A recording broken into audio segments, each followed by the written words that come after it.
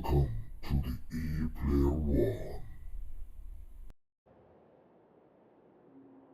Hello नमस्ते स्वागत छ मेरा प्यारा गेमिङ परिवारहरू र म फेरि नयाँ भिडियो लिएर आएको छु अनचार्टेड 3 ब्रुटल डिफिकल्टीको पार्ट 6 र जसले पार्ट 5 चाहिँ हेर्नु भएको छैन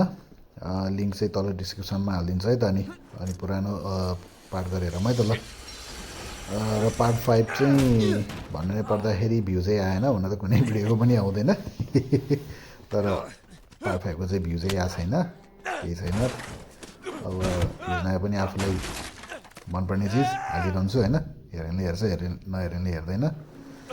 केही छैन र अब फेरि नयाँ भिडियो ल्याएको छु ब्रुटल डिफिकल्टीको पार्ट 6 र यो भिडियो चाहिँ के अरे अरू भिडियो भन्दा चाहिँ अलिकति छोटो छ देख्नुभएको छ जम्मा 18 मिनटको छ किनकि यो पार्ट चाहिँ अलिकति एकदमै गाह्रो भयो पार्ट मेरो लागि चाहिँ यो पार्ट बनाउँदाखेरि म 3 दिन लाग्यो मलाई किनकि एउटा ठाउँमा गएर एकदमै गाह्रो ठाउँ आउँछ त्यो कारणले चाहिँ म 3 दिनसम्म अड्केँ त्यो ठाउँमा त्यही भएर चाहिँ भनौँ न गेमै चाहिँ मैले धेरै लामो थियो भिडियो चाहिँ ओरिजिनल भिडियो चाहिँ तर अब त्यसलाई कट गर्दाखेरि जम्मा 18 मिनटको मात्रै भिडियो निस्किएको छ त आफै सोच्नु होला कति धेरै के अरे अड्केको रहेछु भनेर होइन र गेम चाहिँ सुरु गरौँ है त र जो नयाँ हेर्दै हुनुहुन्छ सब्सक्राइब गर्नु पर्दैन च्यानल तर भिडियो मनपर्छ भने के अरे यसो कमेन्ट चाहिँ गरिदिनु लाइक गरिदिनु सपोर्ट गर्न मन छ भने चाहिँ के अरे सब्सक्राइब गरिदिँदा हुन्छ है त ल भिडियो लगाउन लागौँ है त ल र गेम सुरु हुने बित्तिकै एक्सन सुरु भइसक्यो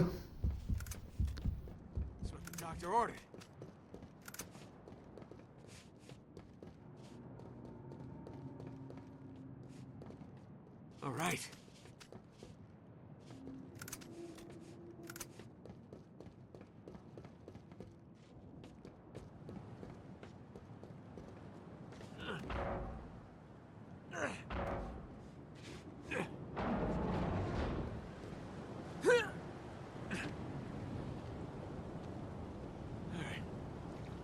Somewhere. यो समुद्रदेखि चाहिँ लास्ट डर लाग्छ हौ मलाई त समुद्र के अब आफूले पौडी खेल्न नआउने भएर पनि होला है त्यो हेर्दा नि क्या डर लाग्छ अब झन् आधी तुफान आएको समुद्र त झन् खतरनाकै हुन्छ भनौँ न अब गेममै हेर्दाखेरि पनि अलिक कस्तो अनइजी फिल हुने कि किनकि अब ठुलो समुद्र भन्नाले फेरि त्यो समुद्र देखेर त्यो डराउने खालको त्यो के फोबियाहरू हुन्छ त्यो चाहिँ छैन है मलाई जस समुद्रदेखि चाहिँ डर लाग्छ त्यो पौडी खेल्न नआउने भएर कि अब जस्ट इमेजिनेसनको लागि मात्रै अब आफूलाई पौडी खेल्न आउँदैन तर यस्तो आधीमा के गरी फस्यो भने त बाफ्रे सिपर गयो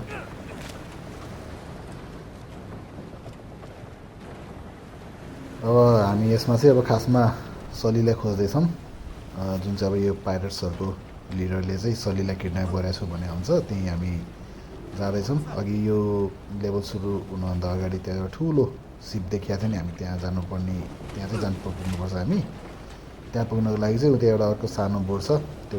बोटबाट चाहिँ चढेर जान खोज्दैछौँ त्यहाँ अगाडिको छ त्यहाँ एउटा लास्ट एनिमी छ तर स्टेल्थ किल चाहिँ पार्ट 3 मा चाहिँ अलिकति अझ राम्रो छ है पार्ट 1 र 2 मा भन्दा पार्ट 1 र 2 मा त थाहा पाउँछ भने स्टेल्थ किल भन्ने बेला चाहिँ स्टेल्थ किल भन्छ तर एनिमी अलिकति पर छ भने पनि थाहा पाउँछ भने त्यस्तो खालको छ हो यो अब यो बोर्डमा जम्प हान्न पर्ने तर यताबाट तोतरले हानिदिन्छ है त्यसै पानीमा फाल्यो भने त यार म त तैरिँदैन हो पानीमा त खै किन हो मान्छेहरू कस्तो मजाले तैरिन्छ पौडी खेल्दाखेरि आफू म चाहिँ तैरिँदैन त खुट्टा चला भन्छ साथीहरूले पनि होइन खुट्टा चाल्दाखेरि पनि मुनि नै जान्छ हौ म त हात खुट्टा चलाउँदाखेरि तेरो लास्ट डर लाग्छ भन्छ अब यहाँ सुटिङ गर्न लास्ट गाह्रो छ किनकि पानी तलमाथि भएर हुन्छ एमिङै ल यस्तो भइरहेछ क्या अब ल ग्लिच पनि भइरहेछ क्या पानीले गर्दा अब त्यहाँ एमिङै बिगारिन्छ कि यो पानीले त पुरो प्लेटफर्मै पुरै हल्लिरहेछ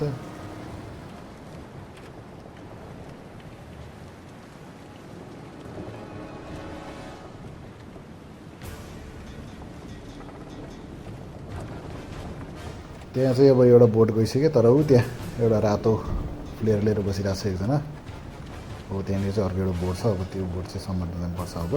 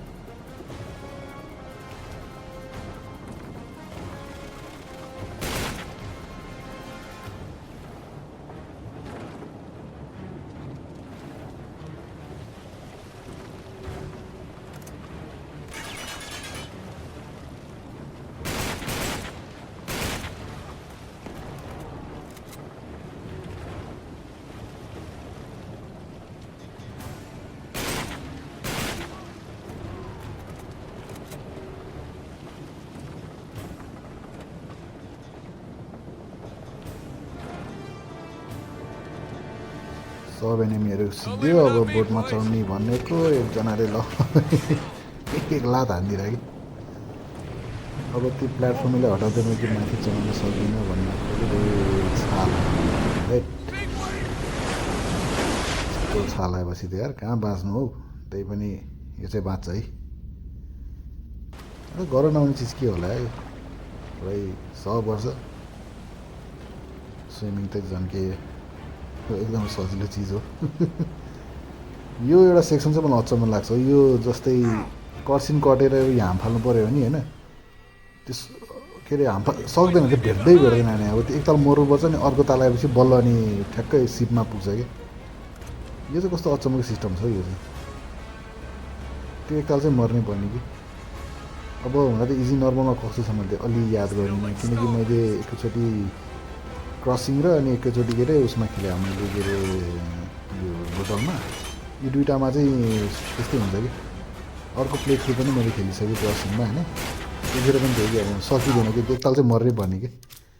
यहाँनिर कस्तो एमै त्यसलाई गराउन नसकेर त्यो डुङ्गा तलमाथि भएर म एम तल गर्छु डुङ्गा पनि तल गरिदिन्छ अनि एम काट्नु चाहिँ बुझल्ला। खासमा मैले यो एम हल्लाएको छैन। यो सब के अरे यो डुङ्गा हल्लेको कारणले एमै कता गएर पुगिरहेको छ कि।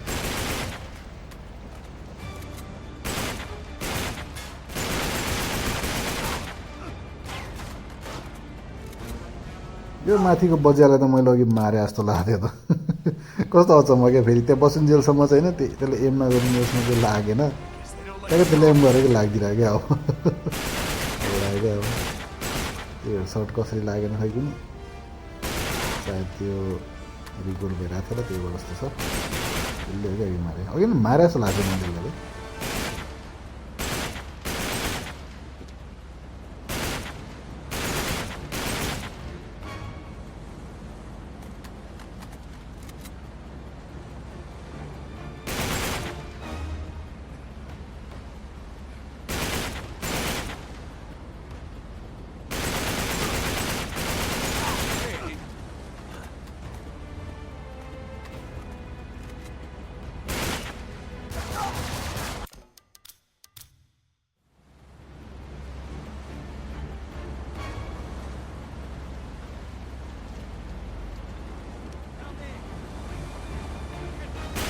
तिनीहरू चाहिँ डोरीबाट यता आउँदाखेरि त के अरे त्यो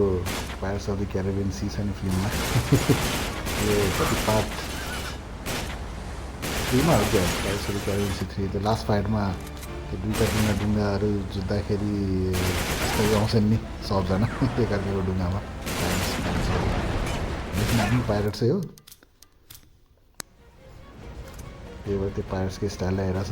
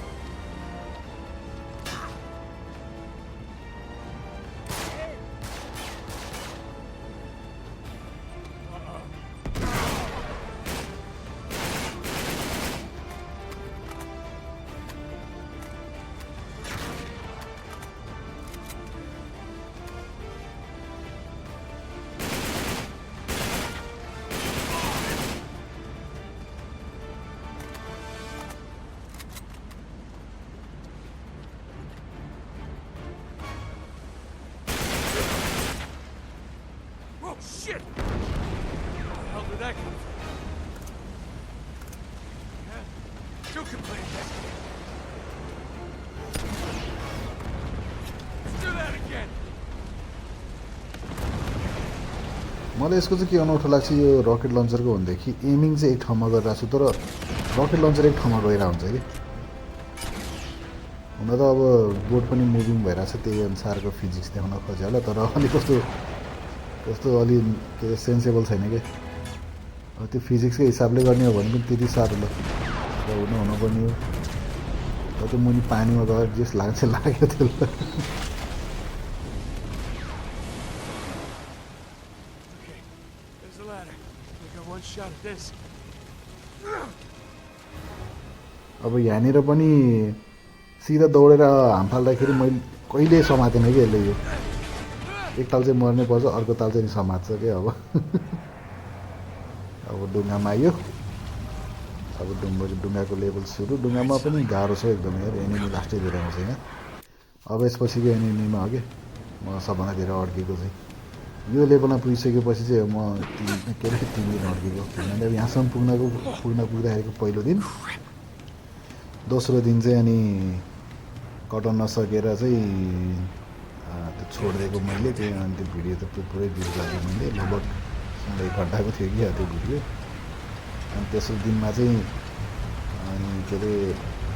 लगभग तेस्रो दिनमा 1 घन्टा खेल्नु पऱ्यो त्यसपछि बल्ल बल्ल कटेको थियो त्यो पनि कस्तो उडा तरिकाले कटेको थियो कि त्यो चाहिँ अब गेम लेभल सुरु भइसकेपछि भन्छु यो त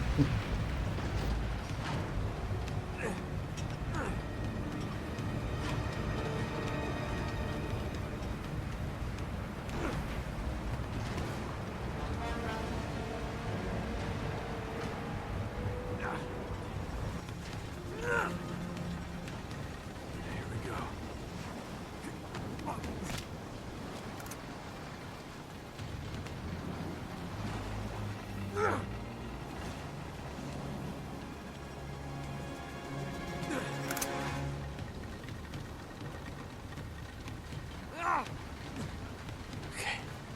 Okay, let's take a look. अब यहाँनिर हो कि म अघिको चाहिँ कस्तो भनेदेखि एरिया सानो छ कभरहरू पनि छन छ कभरहरू तर के हो भनेदेखि एनिमीहरू यो सानसानो एनिमीहरू त केही छैन ठिकै छ यिनीहरू चाहिँ मार्न सकिन्छ अर्को आउँछ एनिमी फुल आर्मरमा लाएर आउँछ क्या त्यो यति ठुलो आर्मर लाएर आउँछ त्यसले होइन अब गनले नै छुँदैन क्या त्यसलाई अर्को एनिमी यहाँ राइट गरिसकेपछि आफ्नो थाहा पनि छैन अनि बोट घरिघरि हल्लिन्छ कि हो त्यो वेब लागेर त्यो कारणले चाहिँ अनि हो यही हो कि आर्मर फुल आर्मर अनि त्यो वेबको कारणले के अरे आफू कभर बसिरहेछ भने त्यहाँबाट हटाइदिन्छ कि अब आफूसित बम छैन यसको होइन बमले हो खासमा बम र एक्सप्लोसिभ्सहरूले हो खासमा आर्मर फुटाउने चाहिँ अब मैले हेडसट हान्न खोजेको हेडसट लागेन कि लाग्दैन रहेछ यसको आर्मर अरू आर्मरहरू के हुन्छ भनेदेखि केही सर्टहरू हानिसकेपछि आर्मरहरू फुट्छ अनि झर्छ नि त यसको चाहिँ त्यस्तो नहुने रहेछ कि गनले आर्मर नफुट्दो रहेछ कि अब गेमले हामीलाई एउटाभन्दा बढी ग्रेनेड दिँदैन होइन यो एरियामा आइसकेपछि हामीसित केही पनि हुन्न खासमा अनि एउटा ग्रेनेड मात्रै भयो मसित चाहिँ अब खोइ पाउँथेँ कि खोइ अरू थाहा भएन त्यो चाहिँ मैले चाहिँ एउटा ग्रेनेडभन्दा माथि पाइनँ र अरू डिफिकल्टीमा चाहिँ मैले गनले मारेँ होइन एउटा एनिमी त्यहाँ माथि बारदलीमा आउँछ त्यहाँबाट चाहिँ हामीले त्यसलाई मारेर त्यसले ग्रेनेड लन्चर फाल्छ त्यसले चाहिँ म अहिलेसम्म अरू डिफिकल्टीमा यसलाई मारिरहेको हो होइन अनि अरू डिफिकल्टीमा चाहिँ त्यति गाह्रो भएको थिएन कि किनकि थाहा अनि मरेन अब यहाँनिर चाहिँ के हो भनेदेखि म फ्रस्ट्रेट भइसकेपछि लाग्थ्यो अब यो कटेन भने चाहिँ म छोडिदिन्छु भनेको थिएँ अब जस्तै त्यो मरेछ क्या यहाँनिर कस्तो भनेदेखि यसको फुटाउँदाखेरि बमले हान्दाखेरि यसको आर्मर चाहिँ फुट्दो रहेछ तर हेलमेटको चाहिँ नफुट्दो रहेछ होइन अनि मैले बम हानेको त्यसको आर्मर चाहिँ अलिकति फुट्यो भने चाहिँ गोली लाग्दो रहेछ त्यसलाई मलाई थाहा थिएन यो अनि मैले चाहिँ यो चाहिँ हच्चाभरमा जेसुकै अब यो लास्ट टाइम त नभन जेस अब 1-2 ताल अझै ट्राई गर्छु भएन भने चाहिँ म यो गेम प्ले यहीँ छोडिदिन्छु म सक्दिनँ भनेर बसेको थिएँ मेरो पालि एउटा बम फालेर त्यो पुरै गोली छातीमा हानेको त होइन त्यो ड्यामेज भइरहेछ जस्तो त लाग्थेन मलाई तर ड्यामेज खाइरहेको रहेछ त्यसले पछि चाहिँ जे होस् कटेकै यो एरिया चाहिँ यस्तो गाह्रो भएको थियो यार म के अरे यो वाकथुरलाई चाहिँ म राखिदिन्छु क्रसिङमा सक्दिनँ के अरे ब्रुटलमा म सक्दिनँ भनेर म छोडिदिन्छु भन्ने विचार गरिरहेको थिएँ तर जियोस एरिया कट्यो यार सबभन्दा धेरै अड्केको भनौँ न यो एरिया हो त्यो बल्ल बल्ल कट्यो अब यो सानसानो एनिमीहरू भनेको त घटिहाल्छ